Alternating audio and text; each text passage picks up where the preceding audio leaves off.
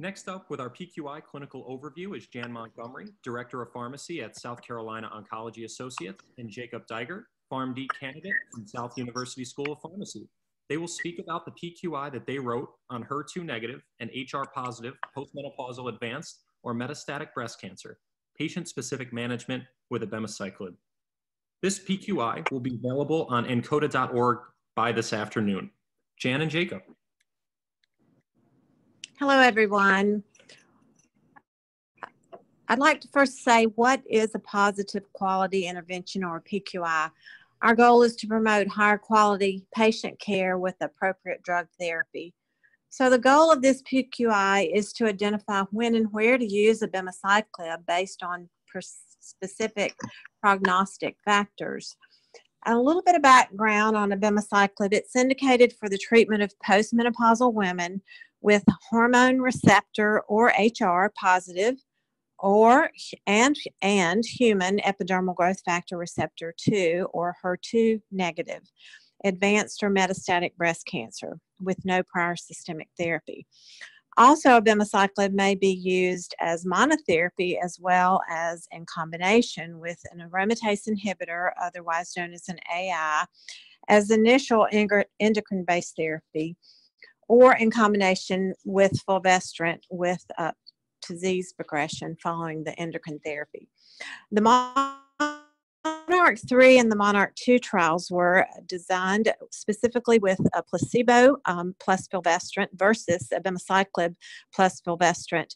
The benefit was specifically seen in patients with liver metastasis, PGP negative tumors, or high-grade tumors. The greatest benefit over placebo was seen in the Monarch 2 trial, where the subset of patients with the baseline liver mets, we saw a PFS increase of 3 months on the placebo versus 11.6 months on the Abemaciclib arm.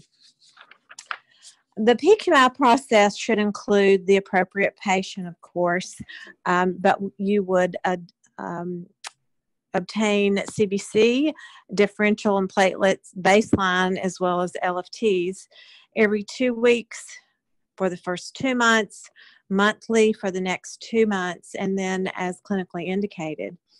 Identify patients with prognostic factors that may benefit, and these are the visceral liver mets, as well as a PGP, which is the P glycoprotein expression, which correlates to drug resistance.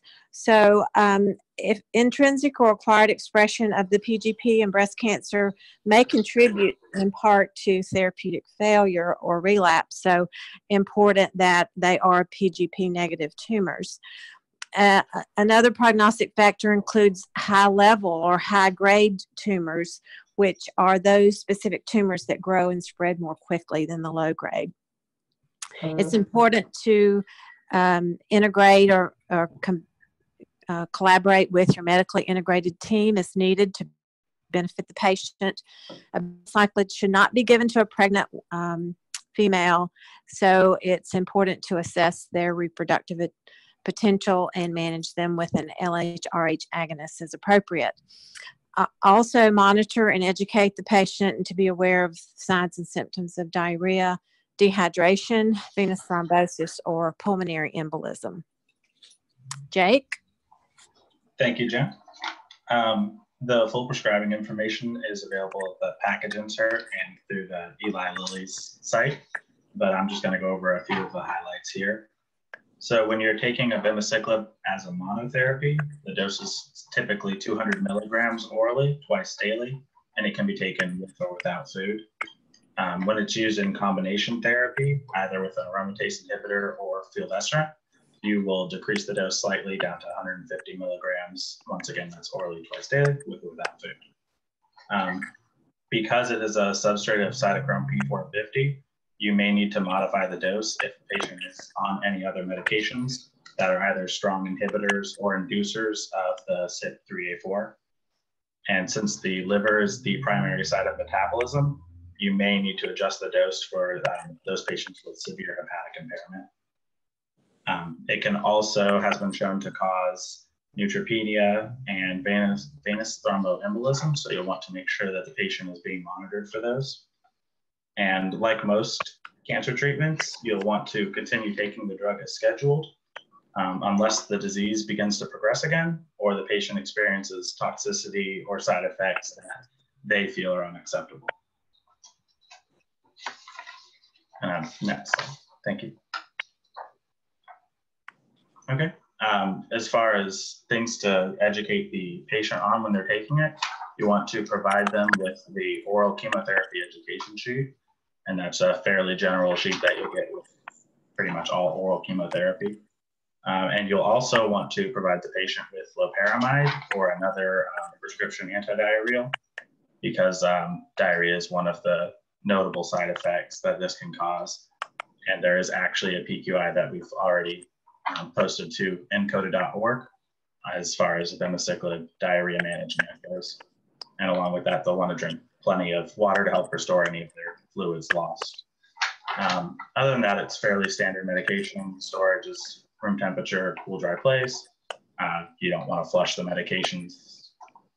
They can be instructed to either throw it away at home or bring it back to the pharmacy. And the tablet cannot be crushed. It needs to be swallowed whole, ideally around the same time, and you want to take it with plenty of water. And then the other thing you want to let them know is if they do vomit, you do not take another dose, and you just take the next dose when it's due. And next slide. Okay, so I was able to find 2 different programs for them. They have through Eli Lilly. Their first one is for uninsured patients, and that link is there. And then the other program called Continuous Care is available for patients that have insurance but may still have difficulty paying. So if you have the patient call that number there, they'll try to work with the insurance company to try to, lower the cost for them. Next slide. And these are our references. And at this time, if anyone has any quick questions, we'd be happy to take those. Great. Thank you, Jan. Thank you, Jacob. We will open it up to questions at this time. Feel free to either communicate with us in multiple ways through the chat box, Q&A box, as well as the raise your hand option. If you do have a question, we'll field that. Jan, I do have one question that actually came in. The question says, in your experience, how should a pharmacist be interacting with their team to apply this PQI in practice? We have a whole group or team of adherence nurses as well as teaching nurses. So we all are on a care team, if you will. And our social work team also interacts with us to help with the assistance portion. So as far as we have teaching nurses that initiate the teaching, and we reinforce that as far as the pharmacy goes. The pharmacy has oversight to all of these teams. So, we're intimately involved with the day-to-day, what everyone does, and oversee the information that's disseminated throughout. Great, Jan. Thank you. And as always, we will, continue to open up the line for questions. If you do have a question about this presentation or anything discussed today, feel free to email contact@encoded.org, and we'll be sure to follow up. And if you do have a question for either Jan or Jacob, and it's a little bit later on in the presentation, still feel free to send it through either the chat or Q&A box or raise your hand. And we'd be happy to ask your question at a designated period. So Jan and Jacob, thank you guys again